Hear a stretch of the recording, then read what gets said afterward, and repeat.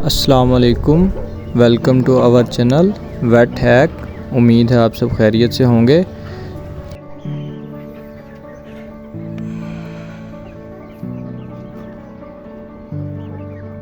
आज का जो हमारा वीडियो का टॉपिक है वो है कि हम मुर्गियों को क्या खुराक दें या कितनी खुराक दें और कौन सी खुराक दें। ये सवाल ज़्यादातर लोगों के दिल में पैदा होते हैं कि हमने बर्ड रखे हैं और हम चाहते हैं कि उनकी अच्छी ग्रोथ हो, अच्छे ज़्यादा अंडे दें।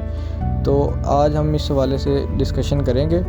पहले तो सबको आपको ये जानना चाहिए कि एक मुर्गी की या एक बड़े मुर्गे की जो कि 5-6 महीने के बाद अडल्ट हो जाता है, उसकी खुराक तकरीबन 100 ग्राम होती है। जो हम कमर्शियल खुराक लेते हैं वो तकरीबन 180 से लेकर 120 की रेंज में, 120 ग्राम की रेंज में रहती है।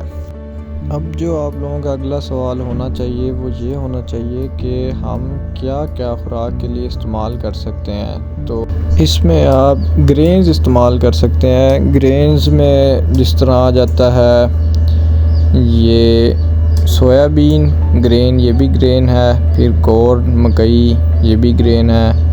मिलेट बाजरा, ये भी ग्रेन है। और मस्टर्ड और इसी तरह के बाकी इतने सारे जो ग्रेन्स हैं आप उनको इस्तेमाल कर सकते हैं। अब इसमें होता ये है कि आपने इनको एक प्रपोर्शन के अंदर, एक तनासुब के अंदर इस्तेमाल करना होता है। इस तरह नहीं कि आप सिर्फ बाजरा ही 100% खुराक बाजरा डाली जाएँ, या आप मकई डाली जाएँ, या आप सोयाबीन मील। तो आप इनको बेहतर तो होता है पीस के ग्राइंड फॉर्म में करके इनको मिक्स करके, मतलब आप 50% सोयाबीन मील ले लें, 10% बाजरा ले लें और 30% मकई ले लें और 10% मस्टर्ड ये प्लांट के वो ले लें।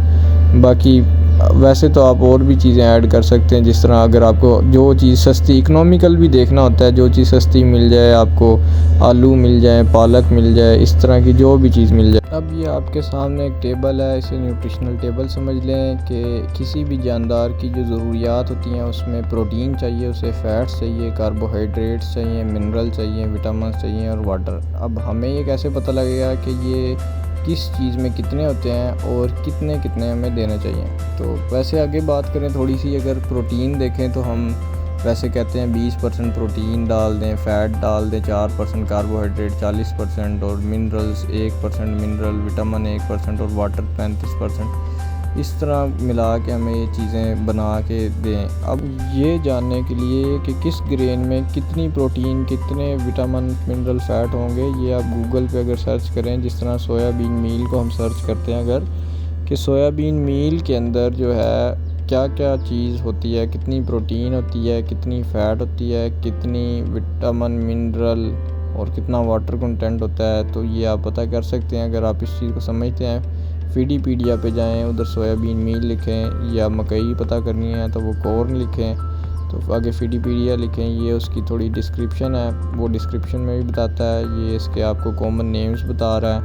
फिर आपको जो बताएगा डिस्क्रिप्शन, अब ये देखिए डिस्क्रिप्शन में बता रहा है कि सोयाबीन मील सबसे इम्पोर्टेंट सोर्स है फीड का फार्म एनिमल्स के लिए, और 2/3 टोटल प्रोटीन जो दुनिया की बनती है वो सोयाबीन मील से बनती है। ये इसकी डिस्क्रिप्शन देता है। उसके बाद जो है आपको देखना है कि इसका न्यूट्रिशनल टेबल, वो न्यूट्रिशनल टेबल मैं आपको दिखाता हूँ। उसके अंदर हर चीज़ की अलग अलग वैल्यू इन्होंने बताई हुई है। जैसे अगर ये आप न्यूट्रिशनल टेबल देखें, यहाँ क्लिक करेंगे, ये न्यूट्रिशनल टेबल आ गया आपके पास। नीचे जाएं, इसमें ड्राई मैटर मतलब कितने % पानी है और कितने % ड्राई इसमें सब्सटेंस है। जितना ड्राई मैटर अच्छा होता है उतनी वो चीज़ अच्छी होती है। इस तरह क्रूड प्रोटीन, जितनी ज़्यादा क्रूड प्रोटीन होती है, जितनी हमें चाहिए तो उतनी हमने क्रूड प्रोटीन देनी है। अब जिसमें 10% क्रूड प्रोटीन होगी वो हमें देने का फ़ायदा नहीं है, तो हमें 20% करनी है। तो अभी इसमें 55 थी, तो हम ये उतने हिसाब से प्रोटीन डालेंगे।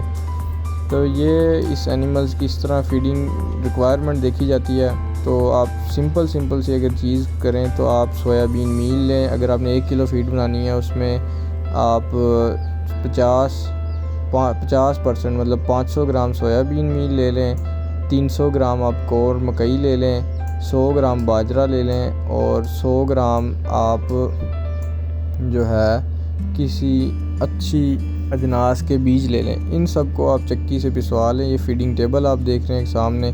फीडिंग टेबल पे होता है कि हर मुर्गी, जब चूज़ा छोटा होता है उसमें उसने थोड़ी फीड खानी होती है।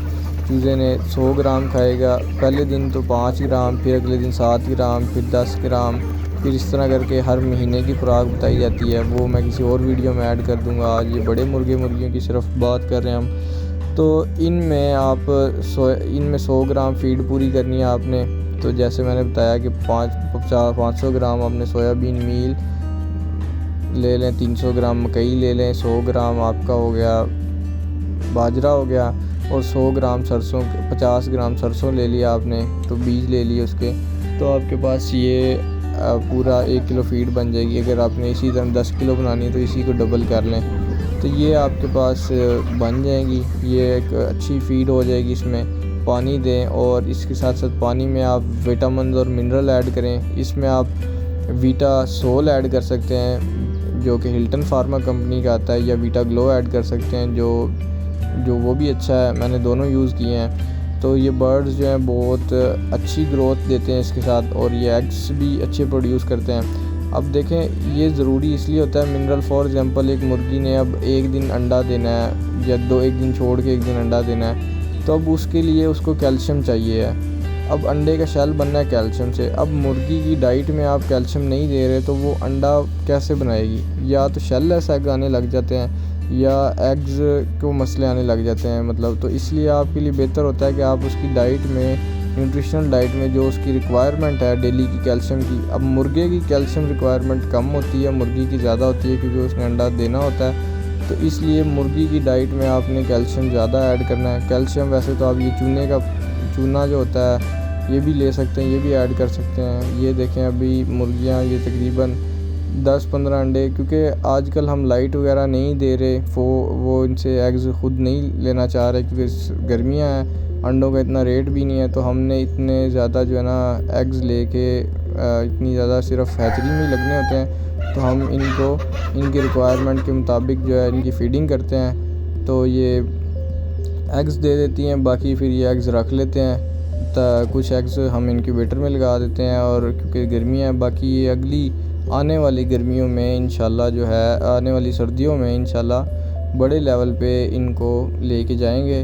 तो ये न्यूट्रिशन अगर इन एनिमल्स की बेहतर हो या अच्छी हो तो वो उनसे प्रोडक्शन अच्छी आती है, और प्रोडक्शन का फिर हमें फ़ायदा ज़्यादा होता है। तो ये हम डेली की इनकी एग की कलेक्शन भी करते रहते हैं साथ साथ ये, और साथ साथ जो है ना इनकी न्यूट्रिशन को भी देखते रहते हैं। इनकी डाइट में ये चीज़ें ऐड करते हैं, पालक वगैरह ऐड कर देते हैं। ये जो भी इकनॉमिकल सस्ती चीज़ मिले वो हम ऐड कर सकते हैं। तो ये हम करके, ताकि एक एनिमल के ऊपर स्ट्रेस भी ना आए किसी भी चीज़ का, तो ये बहुत ज़रूरी होता है। बाकी ये आप जैसा कि देख रहे हैं तमाम एनिमल, बाकी इनकी वैक्सीनेशन बहुत ज़रूरी है। वैक्सीनेशन हर 2 महीने बाद कर लेते हैं। NDIB की, वो भी मैं हिल्टन फार्मा की करवाता हूँ, वो 1000 बर्ड के लिए आती है। उसकी भी वीडियो मैं ऐड करूँगा। शायद ये वीडियो थोड़ी सी लंबी हो गई है, लेकिन ये न्यूट्रिशन के बगैर कोई भी एनिमल के, कोई भी जानवर, अब उसका कोई वो प्रोडक्शन नहीं आती अच्छी। तो जितनी अच्छी न्यूट्रिशन रखेंगे उतनी अच्छी प्रोडक्शन आएगी एनिमल्स की, और उतना ही अच्छा हमें प्रॉफिट होगा। तो ये बहुत ज़रूरी होता है। एनिमल खुश रहें, एनिमल की प्रोडक्शन आए, तो हमें तो वही चाहिए होता है। सर्दियों में मुर्गियों की एग की प्रोडक्शन ज़्यादा करने के लिए, देखें गर्मियों में मुर्गी जो होती है वो खुराक खाती है, तो उतनी ही वो मेटाबॉलिक हीट प्रोड्यूस करती है या गर्मी पैदा करती है। तो इसलिए पहले गर्मी होती है तो वो गर्मी की वजह से इतनी खुराक नहीं खाती गर्मियों में। एक तो गर्मियों में अंडों की प्रोडक्शन इसलिए भी कम हो जाती है। सर्दियों में सर्दी होती है तो वो खुराक ज़्यादा लेती है, एक तो उस वजह से भी उसकी अंडों की प्रोडक्शन ज़्यादा हो जाती है, क्योंकि हीट प्रोड्यूस करनी होती है बॉडी ने। दूसरा, इनका लाइट का सर्कल बहुत ज़बरदस्त है कि अगर हम 16 घंटे लाइट देते हैं तो मुर्गियों की प्रोडक्शन 70 से 80% तक चली जाती है, जो कि हमने इस सर्दी में देखा है। तो ये मैंने खुद भी देखा है कि अगर हम लाइट ज़्यादा दें, मुर्गियों को 16-17% लाइट दें और 16-17 घंटे लाइट दें, तो इनकी प्रोडक्शन जो है 70-80 पे आराम से चली जाती है। आप लोगों का बहुत शुक्रिया आज की वीडियो देखने के लिए। ये हमने तकरीबन 250 बर्ड्स रखे हुए हैं। बहुत शुक्रिया। अल्लाह हाफिज़।